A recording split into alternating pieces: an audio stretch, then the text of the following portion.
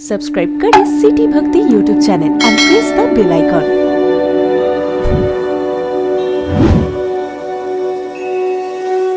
बड़ा दातार तुम आयो शरण तिहारे भोले तार तार तुम आयो शरण। जय हो हर भोले।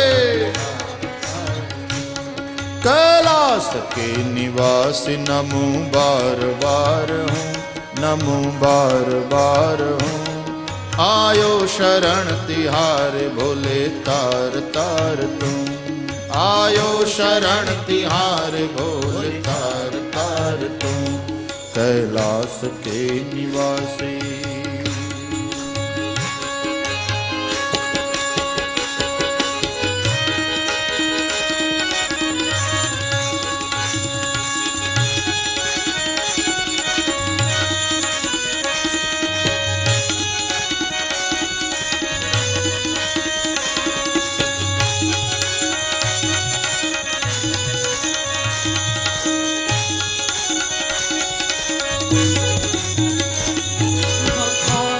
क्या करूं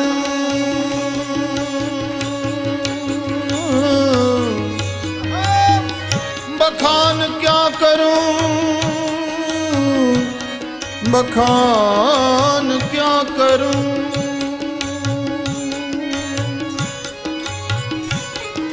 बखान क्या करूं वो राखों के ढेर का।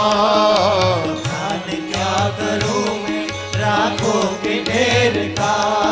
बखान क्या करूं मैं राखों के ढेर का। बखान क्या करूं मैं राखों के ढेर का। चपटी भभूत में है खजाना कुबेर का। चपटी भभूत में खजाना कुबेर का। चपटी भभूत में है खजाना कुबेर का। चपटी भभूत में खजाना कुबेर का। हे गंगधार मुक्ति द्वार ओ गंगधार मुक्ति द्वार। ओंकार तुम ओंकार तुम ओंकार तुम।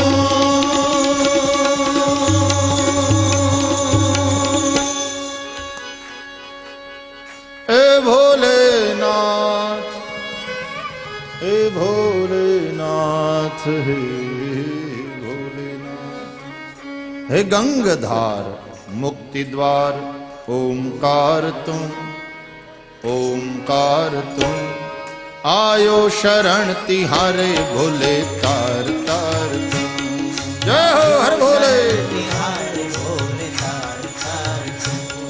आयो शरण तिहारे भोले तार तार तुम। आयो शरण तिहारे भोले तार तार तुम।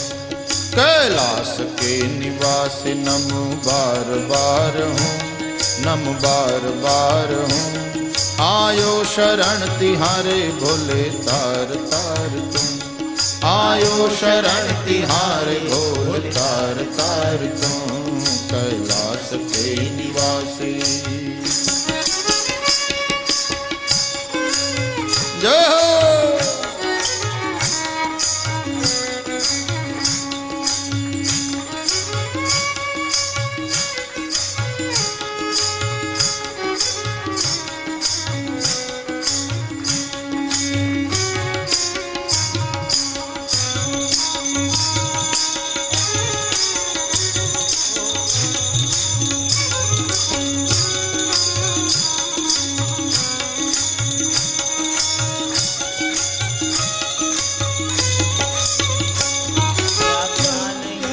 बखान क्या क्या नहीं दिया ओ भोलेनाथ। ए भोलेनाथ ए भोलेनाथ। क्या क्या नहीं दिया हम क्या प्रमाण दे। क्या क्या नहीं दिया हम क्या प्रमाण दे। क्या क्या नहीं दिया हम क्या प्रमाण दे। क्या नहीं दिया हम क्या प्रमाण दे। बस गए हैं त्रिलोक शंभु तेरे दान से, बस गए हैं त्रिलोक शंभु तेरे दान से, बस गए हैं त्रिलोक शंभु तेरे दान से, बस गए हैं त्रिलोक शंभु तेरे दान से। जहर पिया जीवन दिया, हो जहर पिया जीवन दिया, कितना उदार तुम, कितना उदार तुम, कितना उदार तुम।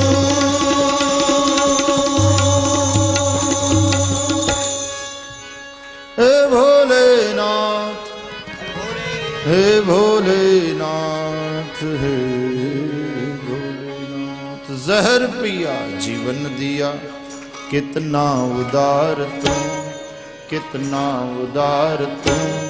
आयो शरण तिहारे भोले तार तार तुम, शरण तिहार भोले जो तार तू, आयो शरण तिहारे भोले तार तार तुम, आयो शरण तिहार भोले तार तार तू।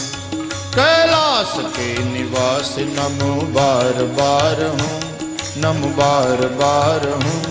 आयो शरण तिहारे भोले तार तार तुम, आयो शरण तिहारे भोले तार तार तुम। कैलाश के निवासी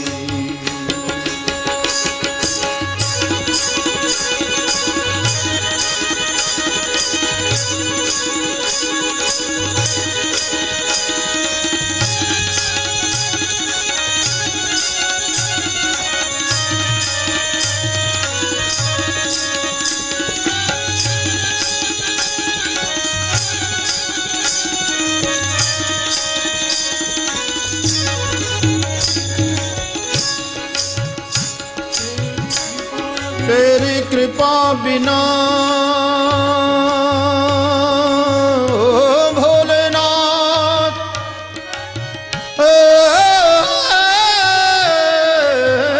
भोलेनाथ,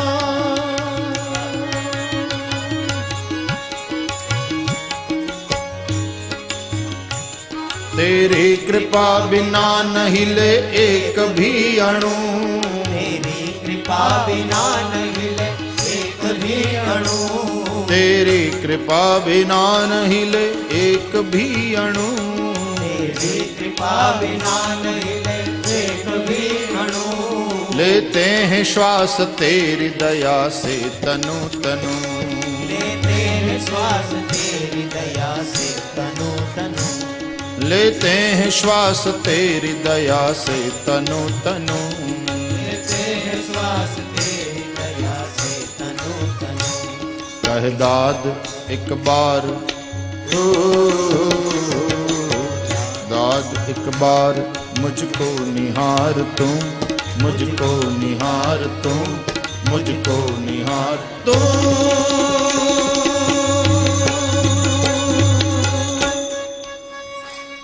हे भोलेनाथ, हे भोलेनाथ, हे भोलेनाथ। कहे दाद एक बार, मुझको निहार तुम, मुझको निहार तुम।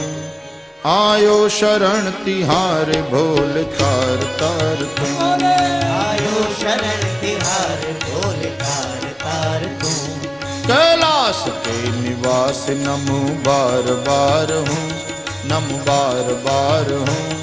आयो शरण तिहारे भोले तार तार तुम, आयो शरण तिहारे भोले तार तार तुम, तार तार तुम भोले तार तार तुम, तार तार तुम, तार तार तुम भोले तार तार तुम, तार तार तुम भोले तार तार तुम, तार तार तुम भोले तार तार तुम, तार तार तुम भोले तार तार तुम, तार तार तुम। नमः पार्वती पतये हर हर महादेव। रामेश्वर भगवान भगवान की जय।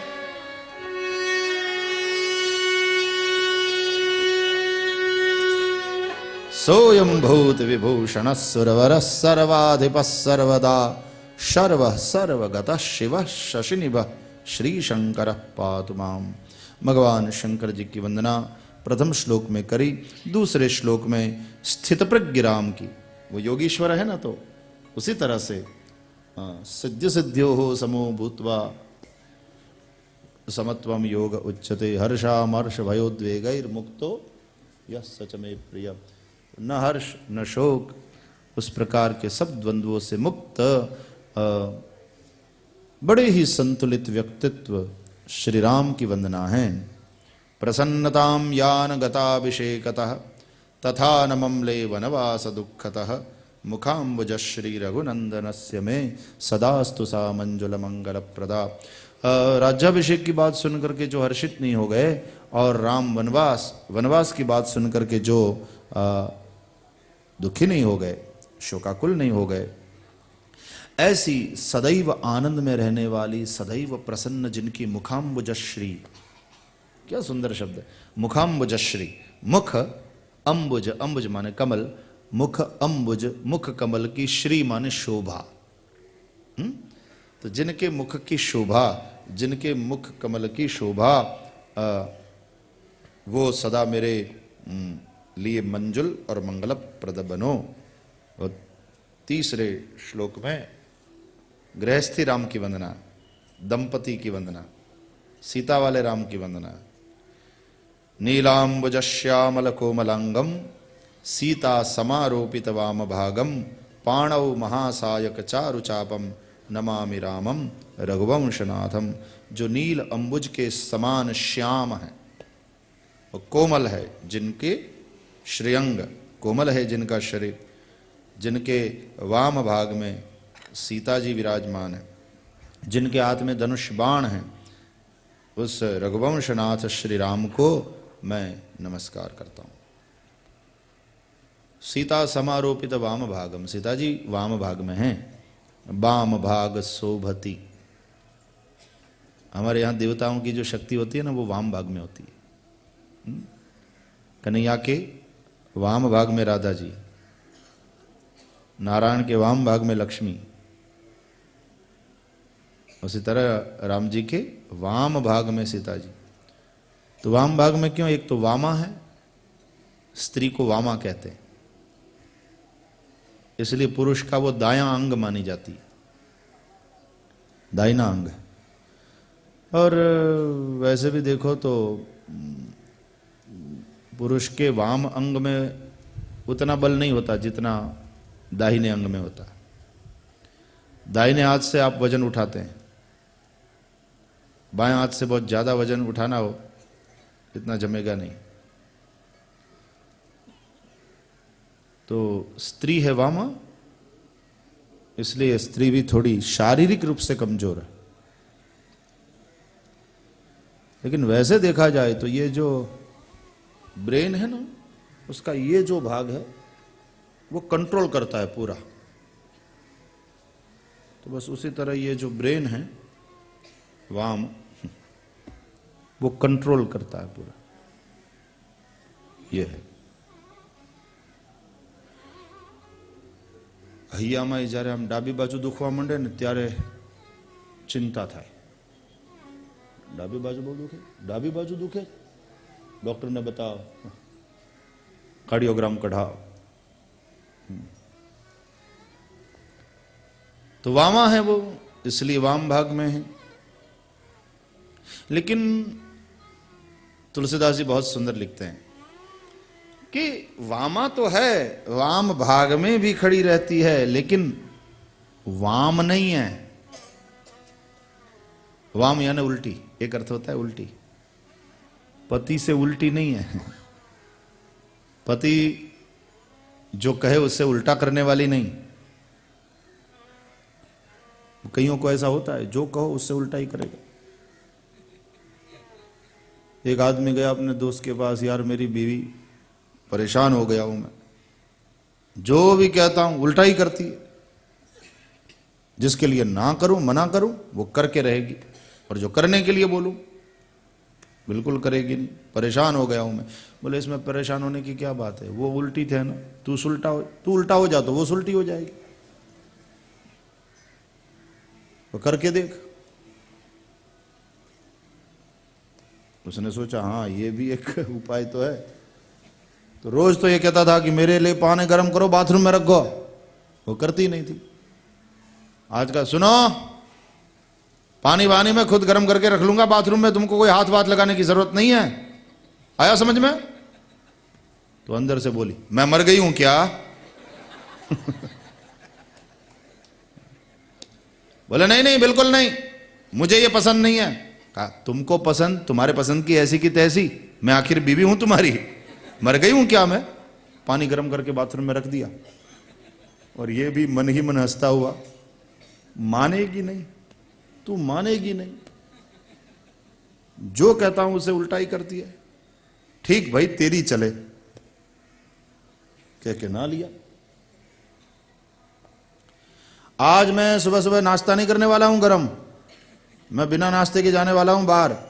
मुझे मेरे एक फ्रेंड के साथ होटल में जाना है, रेस्टोरेंट में जाना है, मैं वहीं खा लूंगा, तुम इस झंझट में काय को? घर जब है तब होटल में जाके क्यों खाओगे? और जब बीमार हो जाओगे तो फिर सेवा हमको करनी। नथिंग डूइंग, गरम गरम पराठे बनाती हूं, घर में ही खाई के जाओ। बोले नहीं प्लीज, मैंने कहा ना मानो। बोले जी नहीं, बैठ जाओ चुपचाप। और ये मन ही मन मुस्कुराता हुआ, मन में बड़ा प्रसन्न, और कहते मानेगी नहीं, तू मानेगी नहीं, कह के बैठ गया वो। चल ला।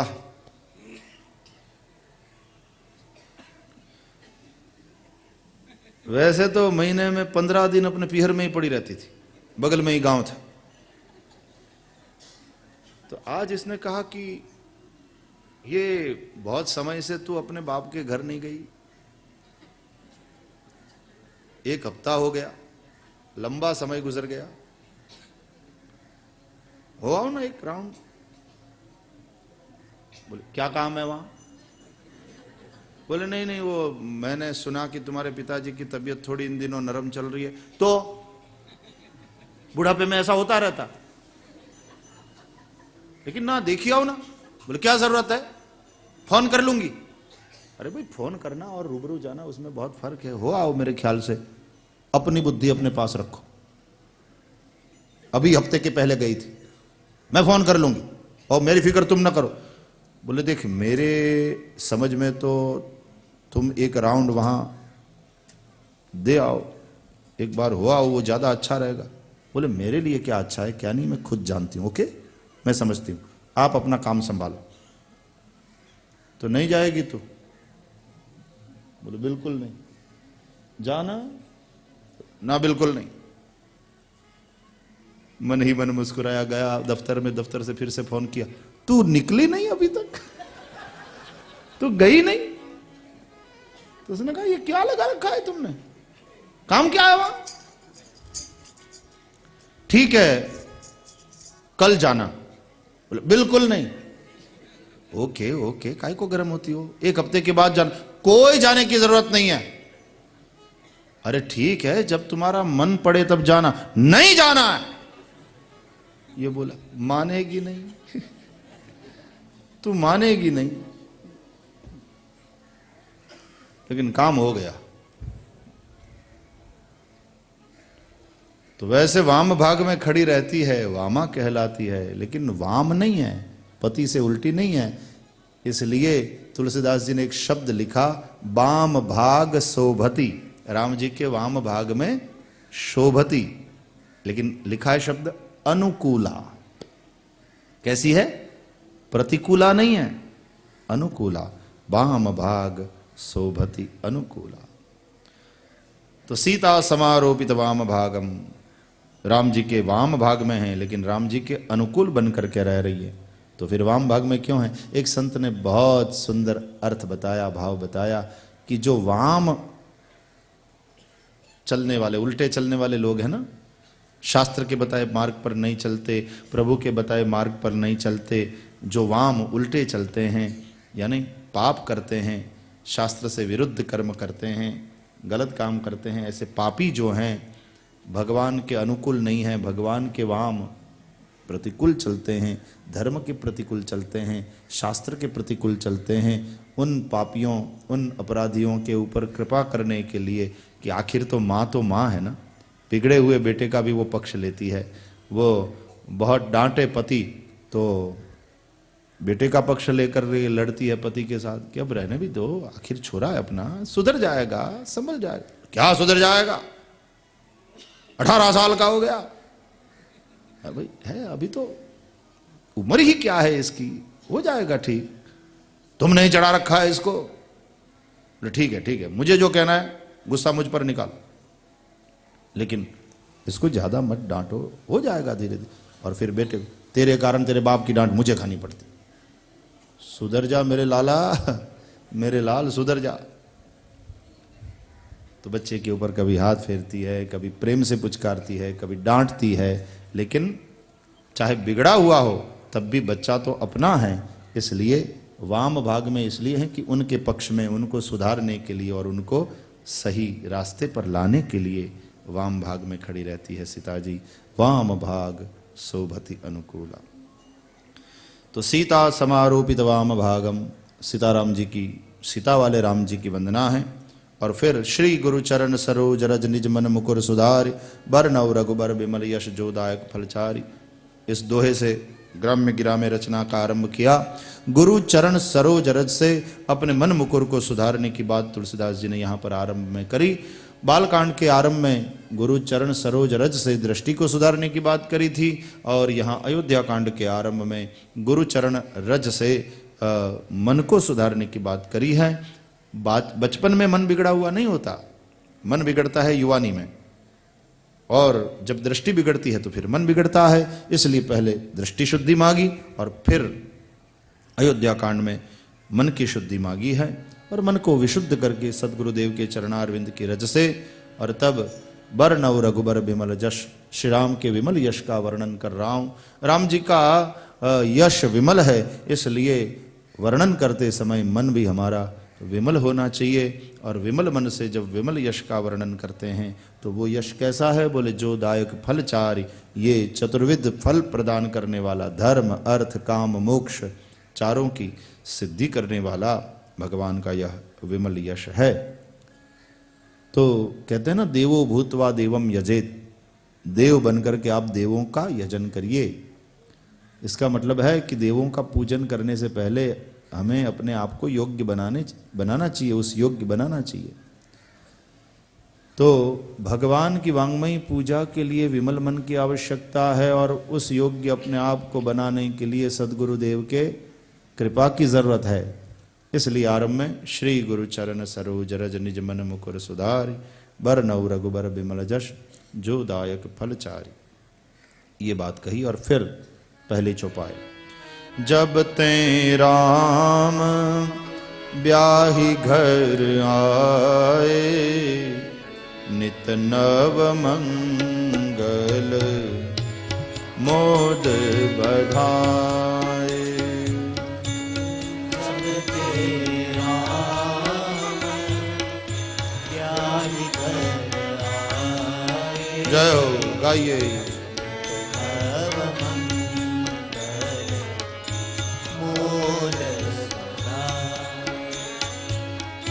भुवन चारि दस भूधर भारी, सुकृत मेघ बरषहि सुख बारी।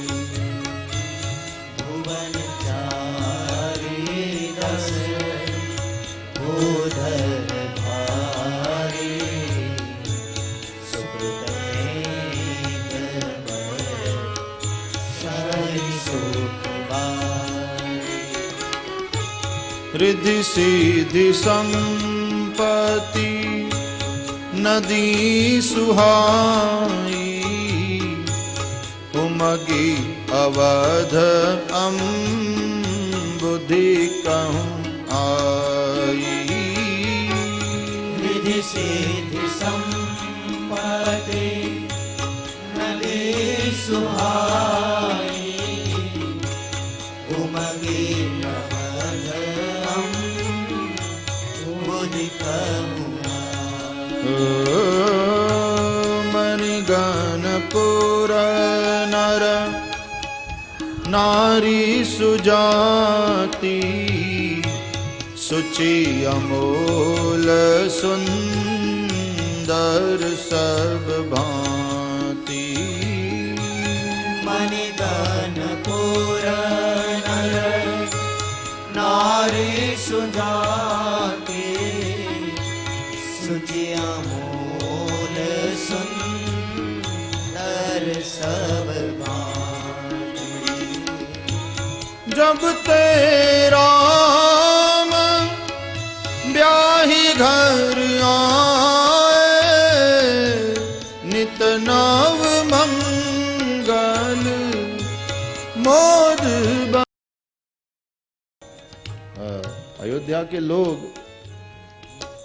छलक नहीं गए, क्योंकि छीछरे नहीं है ना।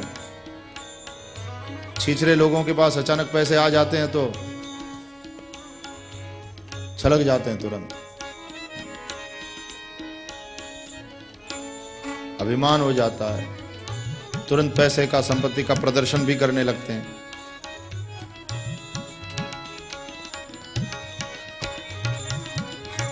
ये तो समुद्र की तरह है।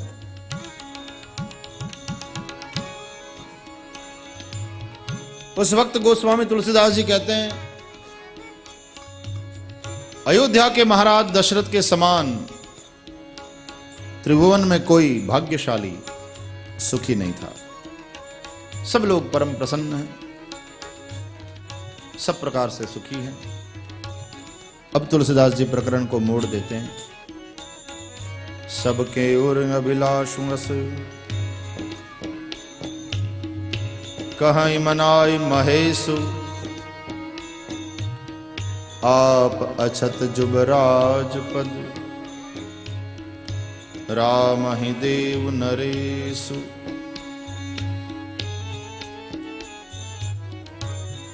आज तक अवधवासियों से कोई पूछता था कि भाई आप लोगों की मनोकामना क्या है, लोग कहते थे कि हमारे राजा के घर में पलना बंधे। संतान जब नहीं थी तो पलने बंध गए, चार पुत्र हुए। फिर अवध के लोगों से कोई पूछे कि भाई अब क्या इच्छा है, तो कहते थे चारों भैया बड़े हो, चारों का यज्ञोपवीत संस्कार हो। देखे वो भी हुआ। अब बोले चारों का विवाह हो, हम दुल्हन का मुंह देखें, वो भी हो गया। अब बोले अब राम राजा बने, महाराज दशरथ श्री राम का राज तिलक करें, उन्हें युवराज पद दे। इसका मतलब क्या है? इसका एक अर्थ यह है कि हमारी इच्छाओं का अंत ही नहीं।